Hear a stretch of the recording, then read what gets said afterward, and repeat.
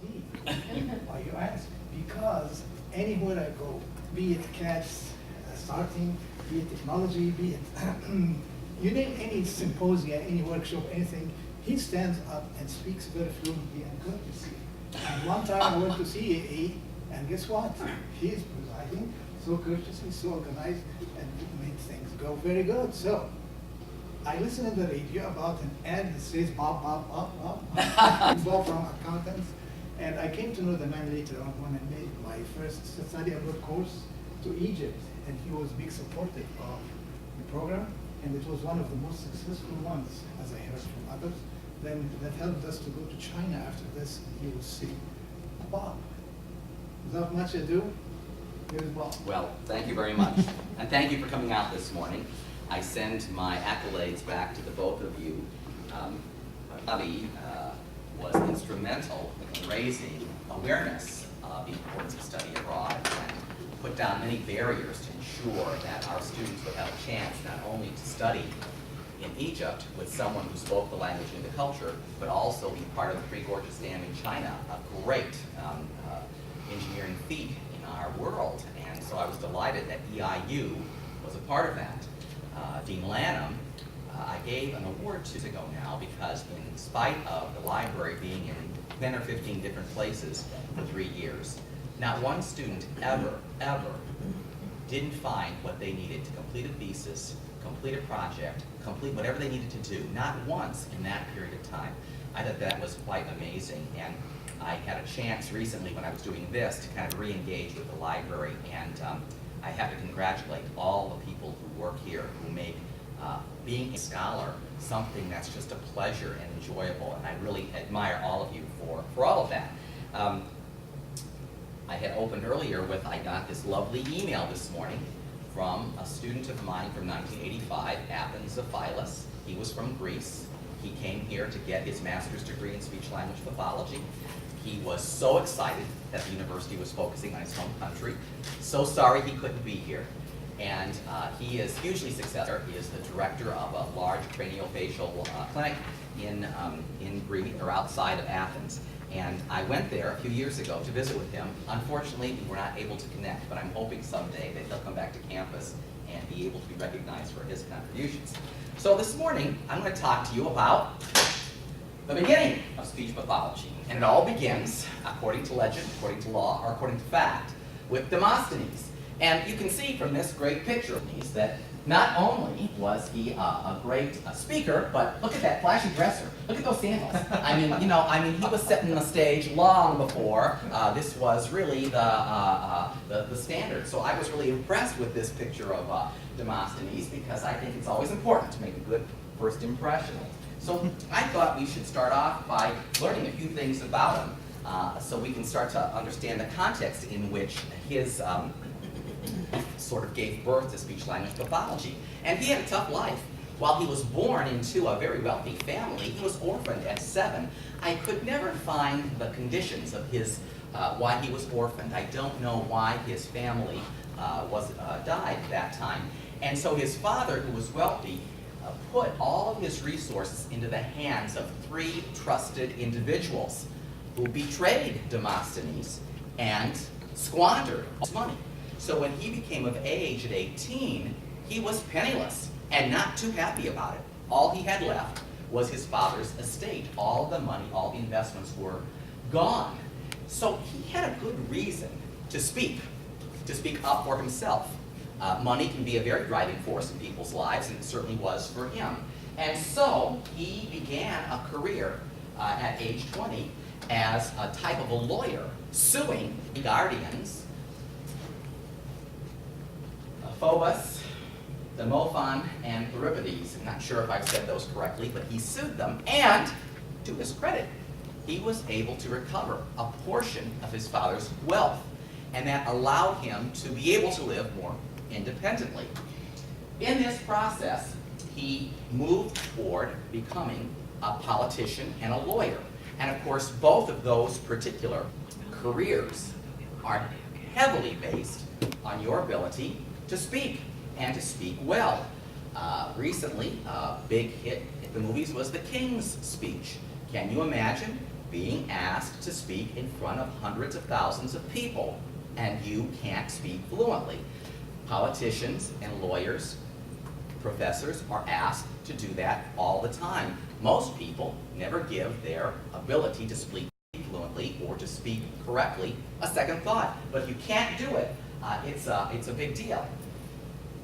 He has a very well-known oration called On the Crown, and this particular oration brought down several different governments, and I didn't have a chance to read it myself, but if you were ever interested, that's one of his greatest speeches.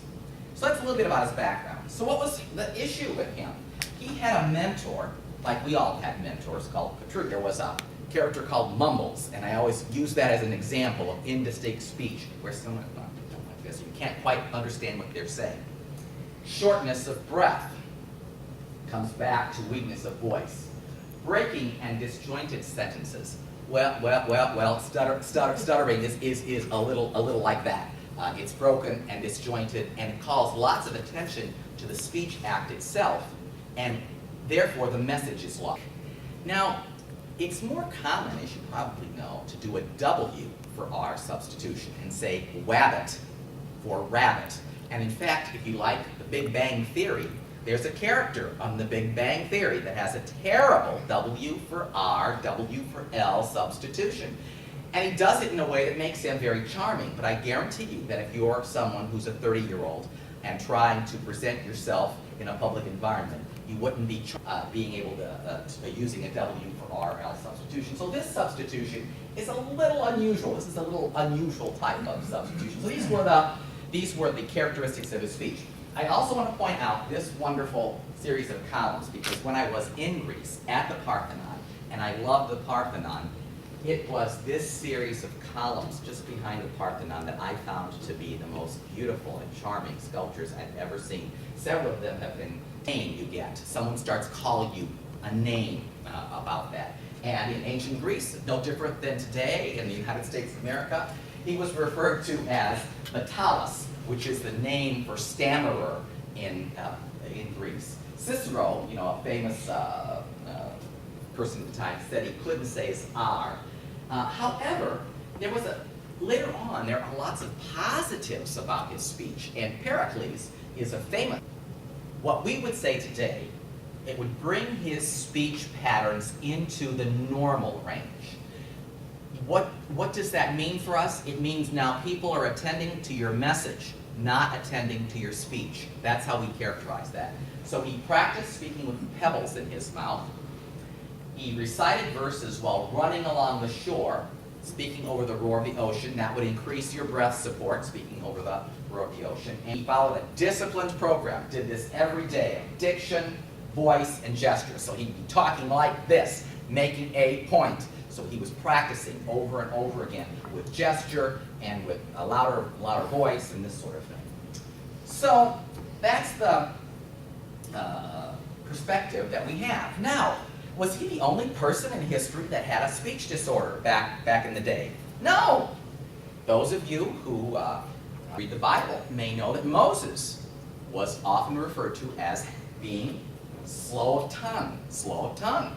And that's why he said, when he was asked to lead the Israelites out of captivity, what, me, I'm slow of tongue. How could I get these people to follow me? And the answer to his treatment, I call this, his treatment was to have faith. So that was the treatment of the day. Then another Greek historian, Herodotus, stammered and was unintelligible. Now those of you who've been around young children know that many times young children are unintelligible. They can't say all the sounds correctly, and so you often don't know what it is they're talking about. And oftentimes they get very animated when you can't understand them and carry on about it. Well, the treatment was to immigrate to the south of Libya. I don't know what was going on in the south of Libya at that time, if that was the treatment. Could be, and I couldn't find this. Sometimes there are spas or warm springs or other kinds of things like that even today we go to. People go to warm springs or mud baths or things like that for various treatments. So it could be that Libya had something like that, and I just couldn't find it. And finally, this bulbous just keeps coming up. This was a word for a stammerer and a lisperer, and I couldn't find any treatments there. So, that's it. Now, zoom forward. Zoom. There's nothing else from the time of those ancients to the 16th century. There's not much in the literature about what's going on to analyze or treat speech. But when you move forward into this generation, now we start seeing Mercurialis was one of the first people who wrote or chronicled the chronic versus accidental stuttering. And this is true. This is true. Chronic stuttering is the type of stuttering that emerges in childhood and doesn't go away. For those of you who've been around young children, almost every young child goes through a period of what we call normal non-fluency as they learn language. It's a normal situation to be in. But as they become more confident language users, this repeating goes away and fluent, but not all. Those children often grow up to be adult stutterers who struggle to be fluent throughout their lives. In the speech pathology, we've spent a lot of research energy trying to distinguish between children who show normal disfluent patterns and are going to go into fluency from those who are not, and how can we treat that early. Accidental stuttering occurs this way. You fall and hit your head and you wake up disfluent. You can have an accident and become disfluent because there is a neurological underpinning to stuttering. You can have, that's a closed head injury we call that, but you can have a stroke and become disfluent as a result of stroke, or you can take drugs and become disfluent in that way. Anything that might cause neurological damage to your brain can result in what I think is referred to here as accidental stuttering. You were fluent, and then at this day, when this thing happened, you're now disfluent. Aj says that the speech problems are cause of organic, we call these organic disorders. He's referring to the structures of your mouth. Your soft palate is, if you don't gag yourself, you took your thumb and you put it in your mouth and you shoved it up, you feel a bony plate right behind your teeth. That's your hard palate. It's attached to a muscle. That's your soft palate back there. You close this palate off when you talk. Well, you don't sound like this. If you don't close it off, you'll sound nasal, because that allows the sound to come out your nose. So your soft palate is critical to having a normal resonance pattern. For children who are born with cleft of that palate, or anyone who might have a damaged mouth, you can end up being what we call hypernasal, like that, because that muscle doesn't work. That plays a big role in intelligible speech, a big role. You cannot get the sound to come out orally. You'll really struggle tongue like that. It's hard to get oral pressure. The uvula is that funny little thing that hangs down off the soft palate. We've studied that ad nauseum for 1,000 years, and we don't believe it has any relationship to speech. And we don't exactly know why it's there. We don't know what the purpose is, even though we've studied it. And the root of the tongue, of course, is a very large muscle, and a lot of people have been concerned about the root of the tongue. Itard said that stammering was a pathology of the larynx and tongue. The larynx is this gizmo, right? For men, if you find your notch, your larynx is right there in your throat. In your larynx are your vocal cords. Vocal cords are extremely delicate muscles. Think of them as little pieces of tissue paper, and they vibrate beautifully, kind of like a butterfly, like this when you talk. And that's how you make tone when you talk. And if you ever want to know how delicate they are, just ask Julie Andrews, the great singer. She had singer's nodules, and you have to really think carefully about surgery on those vocal cords. She chose to have it. She'll never sing like she was able to sing again as a result. They're very delicate, and they don't respond well to infections, and so they're don't take for granted your ability to produce voice, because it's really something that's easy for you to do until you don't have it anymore. So that's the larynx. And there can be, the more normal pathology of the larynx are two types. Cancer, you may know someone who's had their larynx removed. That means they can't make any vocal tone anymore. So oftentimes they speak with an artificial device called an artificial larynx. It's a buzzer, and they hold it next to their neck, and it creates the tone for them. you can also have your larynx crushed in a car wreck or similar kinds of accidents that can result in poor vocal tone, and there are other things that can happen. Finally, we had defective speech caused by misapplication of breath. So we're back to this breathing business, and breathing is important to speech and language. So these were some of the ideas. Kalimba, metronome. Oh, you know, sometimes devices like this can be very useful, can be very powerful. So this was one of the first treatments that began to show some promise for people who were disfluent. Bloom, breathing and tongue exercises. Oh, this also held some promise. And again, one of the first systematic approaches that began to show some promise. Well, then down here, you know, electricity was coming into use. You know, we had shock treatments for mentally ill. Why not shock that tongue? Let's see if that worked. Didn't work, not a good idea. And of course, there's always drugs. And so we drugged people into, and it certainly slowed down their speech. I'm not sure if they didn't blow it, but certainly slowed it down. So those were some of the early treatments there. Finally, systematically organizing our profession began in Iowa, at the University of Iowa. And it began when the University of Iowa believed that not only should we follow or study observable phenomena, like how cells divide or the makeup of particles, we should also study human behavior in this way. And the field of psychology began to emerge there at the University of Iowa.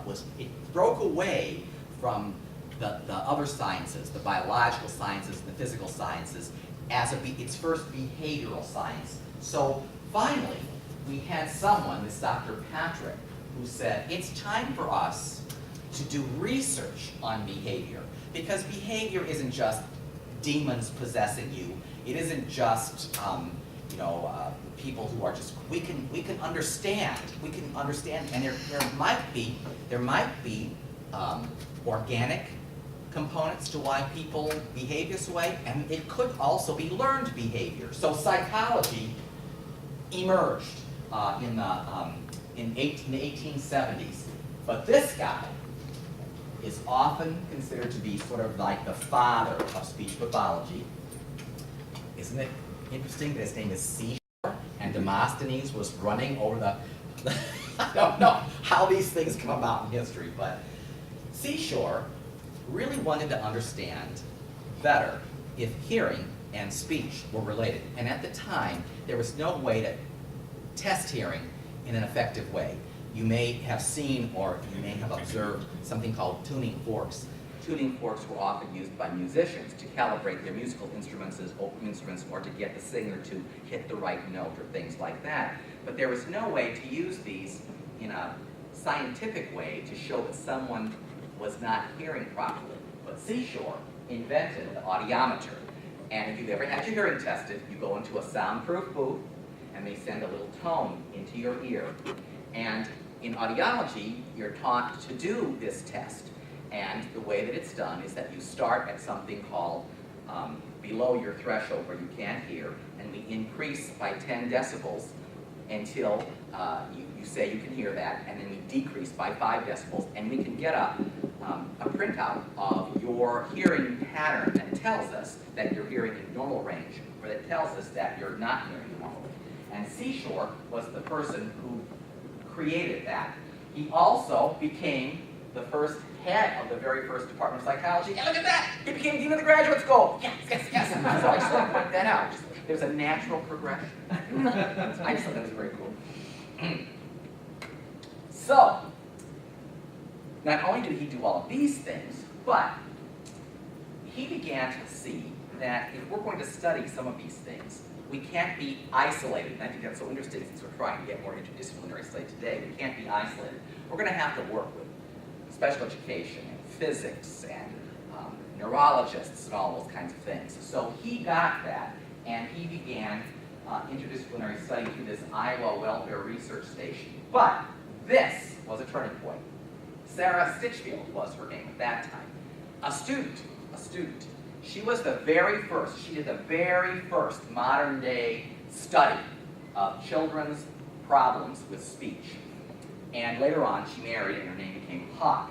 And she is one of the earliest presidents of the American Speech Language Hearing Association. I wrote down her year. I think that is 1940. 1940. So she did her thesis around 1920. So about 20 years into her career, she was elected as president of the American Speech Language Hearing Association. One of the pioneering women who took on leadership roles that until that time primarily were only available to men. She was a pioneer in our field, and when the College of Sciences does their annual WISM, Women in Science and Math, Sarah Stitchfield Hawk is always featured as a woman of science who really laid some of the best groundwork in our field. Then, a colleague, Glenn Mary, established the very first speech clinic. This is the first time that we had something called a speech clinic. So, very powerful. And Mary became the president of the organization that preceded what is today the American Speech Language Hearing Association. So he's not ever considered a president of ASHA. He was a president of this National Association of Teachers of Speech.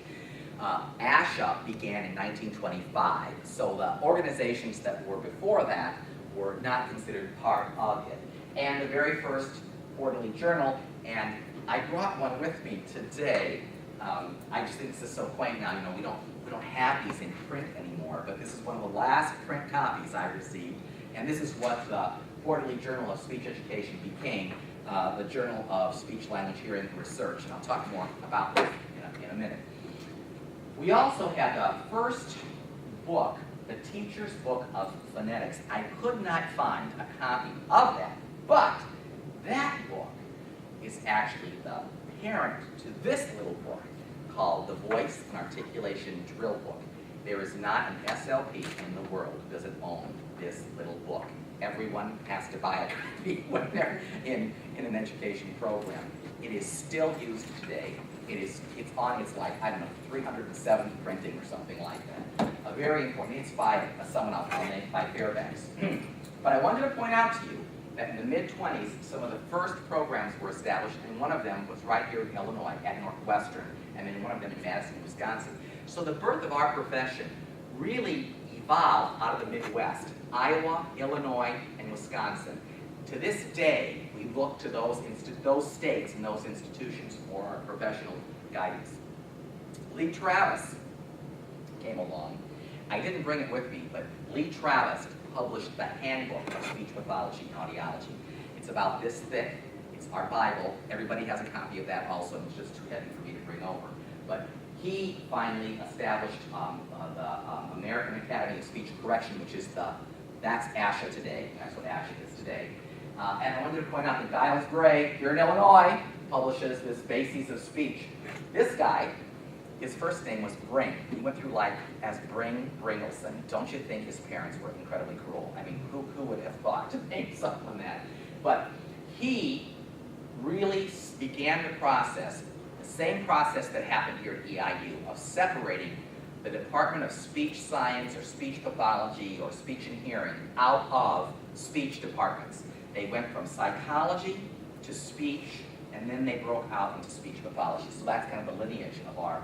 And here's this little book, originally published in 1939, and here's this one. I brought it with me, the Van Riper Bible. Van Riper. Van Riper was a famous man who stuttered, and he was at Kalamazoo and went to the speech and hearing clinic there. And he is considered to be the first person to establish research bases for the treatments, clinical treatments of stuttering. And in this book, I found all of his original work and treatments, which I'm going to just summarize here in a little bit. But Van Riper is a really important name. I want to point out Van Riper because those of you who might know our program in speech pathology here at Eastern today, the person who teaches stuttering disorders has taught for many years is Dr. Carl Dell.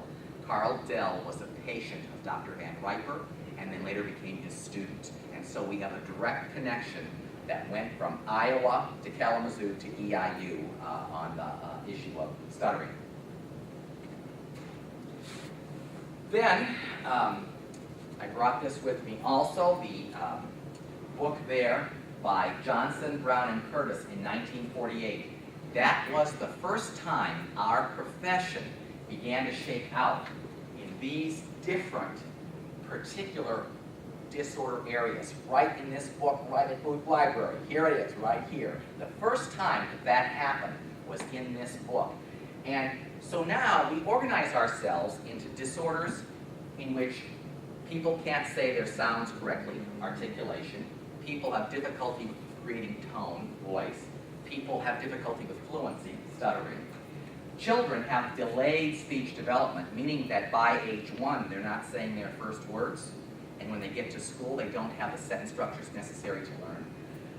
Children have what we call these organic disorders of speech, cleft palate or cerebral palsy that results in their muscles not working correctly, and of course impaired hearing.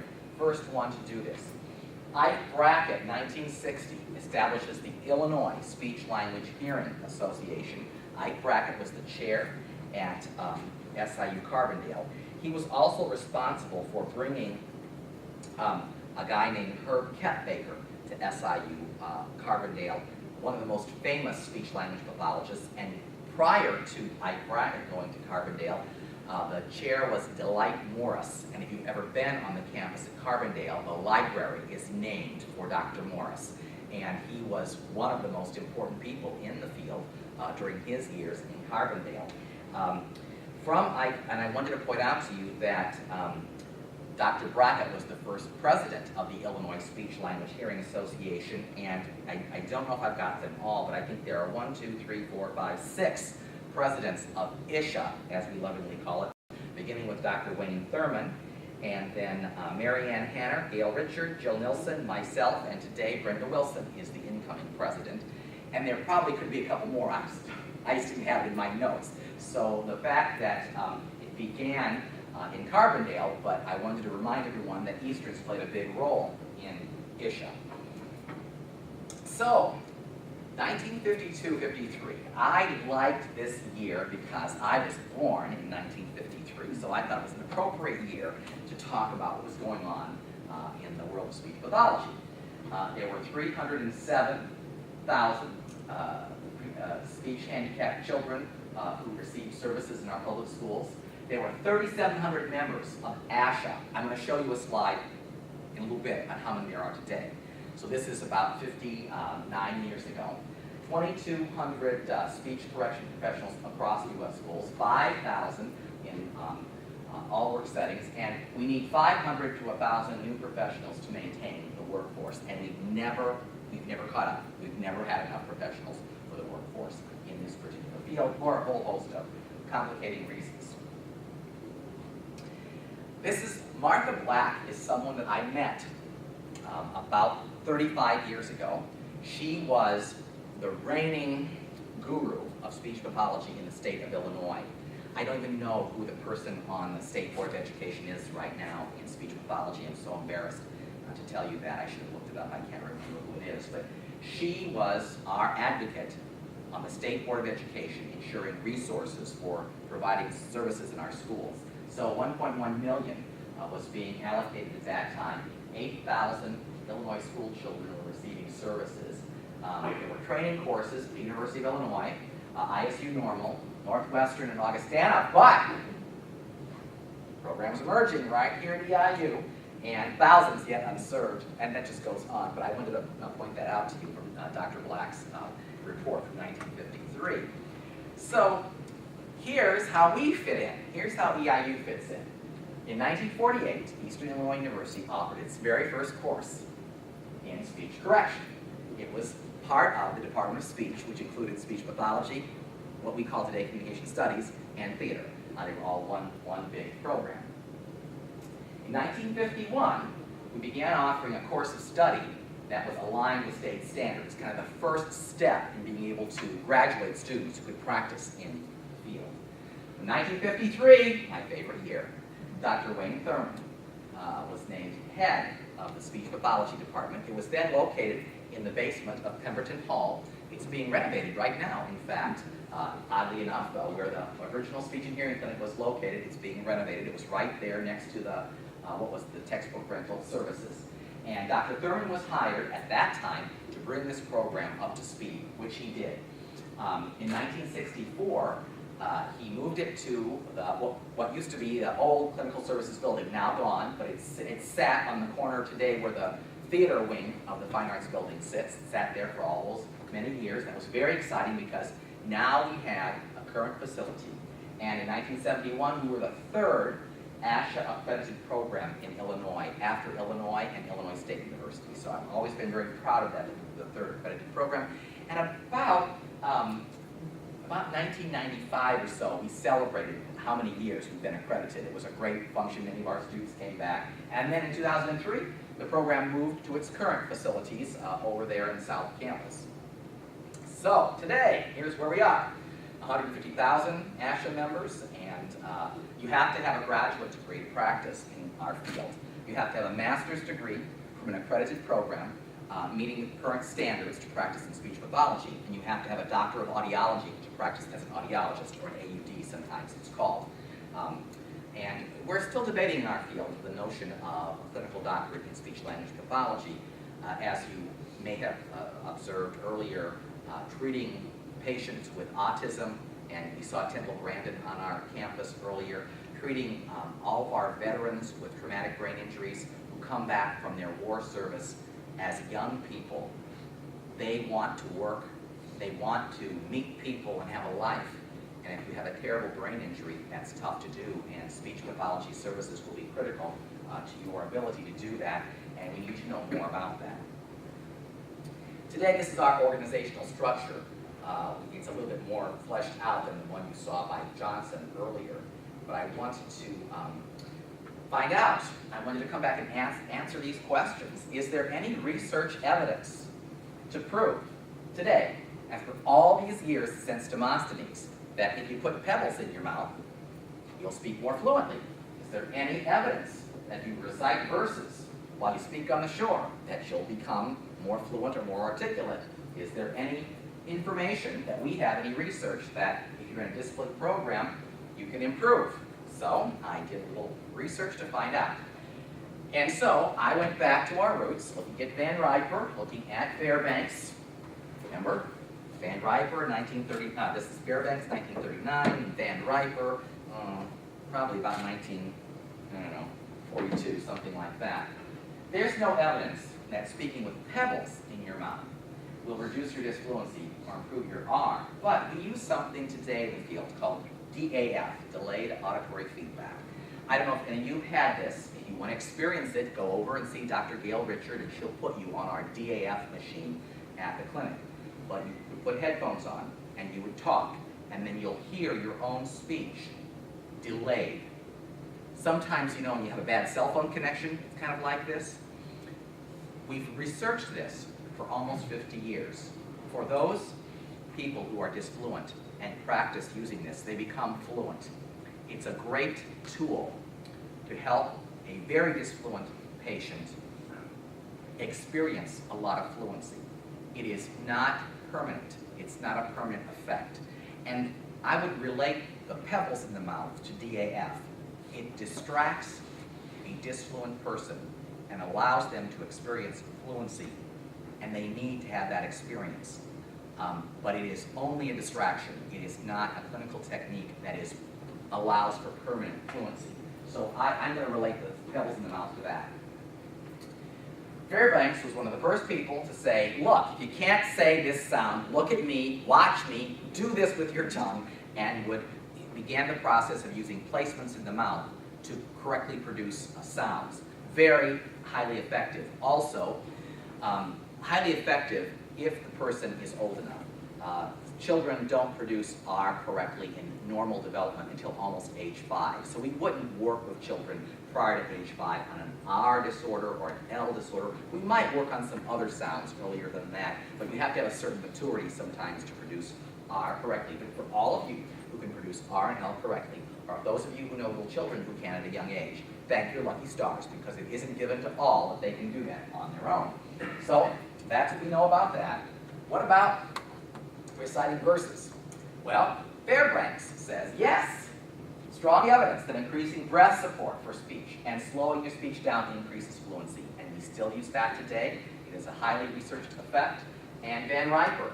Van Riper has developed, over his many years of study, a very structured program for fluency. It is called the Van Riper approach, and it is called structured fluency. And the way that it works is that someone who goes to talk, so if I go to say my name, and I go to say my name, and I go, my name is Ba, Ba, Ba, and I stutter, he would say, first thing is, identify that. What are you doing? What is that all about? The next thing is, what can we do if saying my name causes a lot of anxiety? What can we do to desensitize this? So you need to hear your name spoken many times, frequently, so that you get desensitized to it. Then when you go to make that disfluent, you would cancel, you would stop. And you would come back and try it in an easy onset to prevent the repetition from occurring. And then he also talks about pull-outs. So there's a very structured process for this.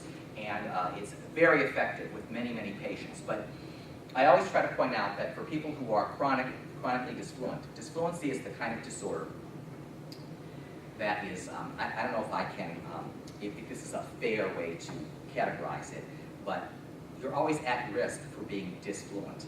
And you can be controlled for extended periods, but sometimes you just simply have to stop all that control. A little bit like, and for those of you who speak all day in a second language, you get tired of that and you just want to speak in your first language for a while. Just had enough of so it really is a tool to allow you to maximize your fluency in those contexts in which that's important. And then this is the approach that modeling R increases accuracy, and that's a research evidence that's true. And our last Demosthenes approach, does following a disciplined program of diction and gestures make you more fluent or make you more articulate? You read all the research in their banks, absolutely. You have to practice to improve R production or any sound you can't produce correctly. And the way that we would do this, typically, would be to start off with a context in which you can maximize your success. So coming back to, if he said lake for rake, and we found that with guidance and structure, he could get a good rake that way, we'd have him practice a rake and a run and a rabbit and get it in that one place. Then we'd move on to a more difficult context, like very, where you have a sound before it and makes it more complicated to say. And then we move on to put it at the end, like burr or anger. Then once we have it in all three positions of a word, we'd start embedding those words into little phrases, and then into sentences, and then into everyday speech. So that's how that would work. And the same thing with stuttering. So, Demosthenes of today, here they are. And these are the people today that are asked to be in the public, but have severe speech and language disorders. Gabrielle Giffords, she was one of those people that was completely normal until someone shot her in the head. And if you saw her say the Pledge of Allegiance, I believe it was the Pledge of Allegiance at the opening of the Democratic National Convention, you know, that took all of her speech pathology therapy to be able to say that, and she struggled only with indivisible. Was that the word? She struggled with one word, and every time you go to a multi-syllabic word, that's always a challenge. But she has had intense therapy to overcome her traumatic TBI, traumatic brain injury. Barbara Walters, you know, she gets a bad rap, but she was in therapy for many years as an adult to produce R. That persnickety little R. She struggled with R, she struggled with L. And today, even though we still make fun of her speech, she's perfectly articulate. But she's a good example of someone in the public eye who was carefully monitored. Kirk Douglas, the father of Michael Douglas, had a stroke, about 6 or 7 years ago. And an actor, what do actors do? They use speech to act. He had intense speech therapy out in Arizona. And if you saw him recently on maybe the Academy Awards, his speech has returned miraculously, but he has some facial paralysis, which provides some mild articulation disorders. But he is able to access the language that he needs. We talked about Julie Andrews. Has anyone had a more beautiful voice?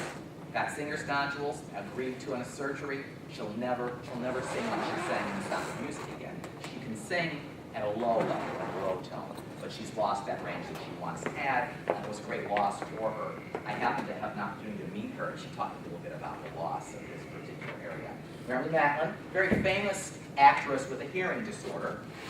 She had a lot of speech therapy to be able to speak fluently because of the extent of her hearing impairment. She's also a fluent signer, so she often uses sign and other tools for speech. We just saw Temple Grandin, a person who was diagnosed with autism, who has all of the speech and language characteristics of autism that come along. Severely delayed onset of speech. She said she didn't talk till she was, I want to say, 3. A difficulty I could understand but couldn't get out the words typical with autism. And I know that all of us pick up all day long on the social cues of language. So if we meet, I say hi, you know right away to say hi back. You know how to take these turns. She talked about, I didn't know I was supposed to take turns until I played a board game. That's very common with speech and language deficits.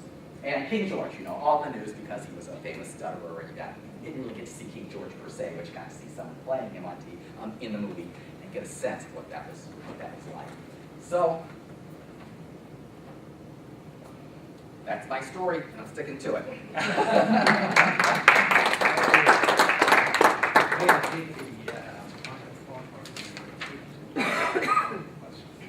Well, any questions? I have one. Is there any relationship between autism and different language like German, French, Arabic, Persian? Speaking those languages. If you have autism, you have difficulty acquiring language, no matter what your original language might be. Keep in mind that language is a symbol system, and you have to make the connection, and this is the difficulty. The difficulty in autism is there is a disconnect between what I say, pen, and the object that it represents. It's as though if I held this up and said dog, you would know that that was wrong, but for people with autism, they do not make the natural connection between the symbol, the sounds that you say, and the objects that they represent. And keep in mind that the relationship between a noun and its label is the most concrete symbolism that we have. You can imagine then, there's a verb that goes with this thing, and that verb is write, so you've got to learn that. There are adjectives that go with this thing. This particular one is silver, and is a cross pin. So you have to learn all of those symbols about everything in your world, and that's the breakdown. And so you can imagine the frustration when the person doesn't recognize the relationship, no matter what the language might be. For you, who speaks multiple languages, you have learned the symbol system for this object in more than one language. That, as you well know, we have been studying this for many years. It is easier for children to acquire multiple labels like that from birth through about 7 or 8 than it is for adults, which is why learning a second language in that particular period of time is a better period of time than later in life. Later in life, and we don't know the full reasons. Here's one great study that I always loved that was done in the field on sound production. If we had babies in here right now and we videotaped them, we'd learn that they babble and make sounds from across the spectrum of languages in the world. They don't just, if this was an American baby, they don't just babble American sounds. They babble sounds from across the world. But as they're exposed to English, they lose the ability to produce those sounds that are not part of the native language. They lose the ability to recognize that those are important symbols. Any of you who've then gone on to learn another language know how difficult it is if they have a sound that we don't use in English, and you've got to figure out how to master that, or you've got to learn how to master the different accent points to change word meanings, or in French you have to learn sort of the hypernasally business that they do there.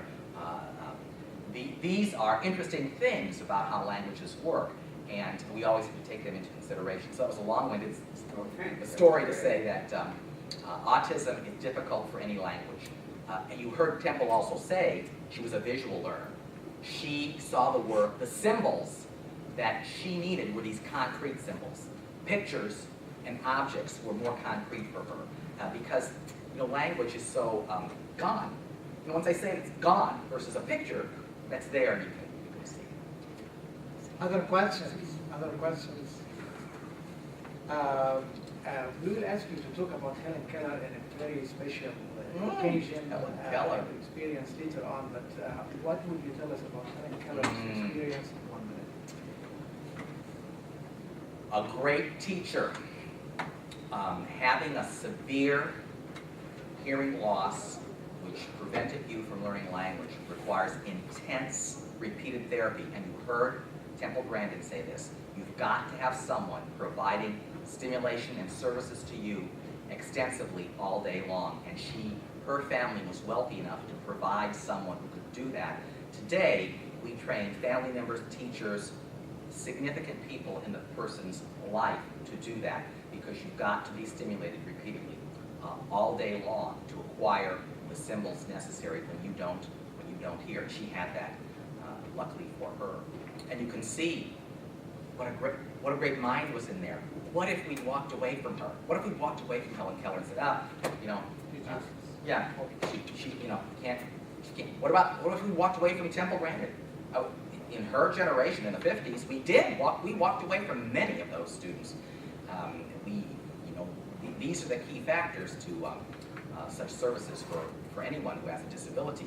Look at Stephen Hawking. I point out all the time, what if Stephen Hawking had gotten his disability as a 3-year-old and couldn't talk at all? Think of all that he brought to the world, and he hasn't been able to talk since forever. So it's amazing that all that's in there, and finding ways to get it out. Of course, I think it's fascinating. I'm not sure this is simply everybody else's, but I think it's fascinating trying to reach in there and pull it out. I'm so proud of Gabrielle Giffords. She's going to be speaking at our conference, our ASHA conference in November about her speech services. And it's in Atlanta in the week before Thanksgiving, the American Speech and Hearing Conference. And Gabrielle is going to talk about, and you may know people like this, but talk about waking up one day and you can talk, and then waking up however long ago it was and can't talk. And what do you do now? You can't. I know it was last year or the year before last, the English department brought in a symposia speaker. She was so amazing. I'm not going to be able to think of her name, but she was an English professor. I want to say I think she had a stroke, but I'm not sure that that's why she lost her language. But she lost all her ability to talk. And then with therapy, she got it back. She talked about what it was like to be someone who was a humanist, who studied and loved language. And now can't talk, so it's great. She had great therapy. One quick question. The dilemma between, you said children can learn second language or more than a language until the age of 7. Yes. How would you balance this ability with certain, in Chinese they need to have certain articulation here, in Arabic, English. What we're looking for is exposure. They need exposure. That might not mean that they are fluent in that language, but we want to get them exposed to that language. What I wanted to ask, the sense of security that you talk about at this age, when a child wants to say something he wants to express himself very quick, which language he would pick up if he has 2 or 3 languages? Did you always revert to mother tongue, something like that? Boy, well, that's That's a topic. That's a long conversation regarding when children are exposed to multiple languages, which language they choose as the symbol, yes, for different things is interesting. That's very complicated. As you can imagine, I want to see if I can give you an example, because the symbols that you say are not just I'm not very attached to this particular pen per se, but a lot of the symbols that you say have a very deep emotional attachment. You're very connected to them on a different level. Your name, the names of the people that you love, certain objects in your life that are important to you are connected to you in a different way. So you could have terrible head injury or terrible stroke and still hang on to those words. Swear words are often very emotional and are often accessed in different ways. So sometimes after a stroke, that's all anyone can access, and so they let you know just how happy they are about things. But we access these words in complicated ways, and if certain words have certain emotional ties to them, a child might choose that word. And I'll give you an example from my childhood. I had Italian grandparents who came over on a boat. They didn't speak any English. They didn't want us to speak Italian because we were Americans. But when we went down there and spent, they lived around the block from me. I spent every day of my childhood there. One of my little jobs as a little boy for my grandma, because she liked having a clean house, was to go under the bed, behind the things, and get the little dust balls. She called those chapots. That's one of the few words I remember from my childhood that my grandma said. And to this day, I still refer to those little dust bunnies as chapots. And I think that that's a relationship that it was always a very fun thing for me to be doing in her home. It was a very kind of exciting, you know, why I thought it was exciting, it was fun. And I guess because I was little and I could get down there and she thought it was so wonderful and she gave me, you know, rewards for doing it, I suppose. But I think that's how it's complicated in that particular way. I wanted to show you one more thing. I thought this was really cool. Just this week, I got ASHA Leader, our monthly magazine. Look at the top story. In search of stuttering's genetic code. So from 370 BC to 2012, we're still worrying about, what about stuttering? So anyway, I got to stop here. Blah, blah, blah, blah. This one. You've rendered us all speechless. But it does give us some inkling of how you can manipulate so well the English language. And we would like to present you with the certificate from our series, and thank you so My much pleasure. for teaching us today. My pleasure. Thank you. Thank you.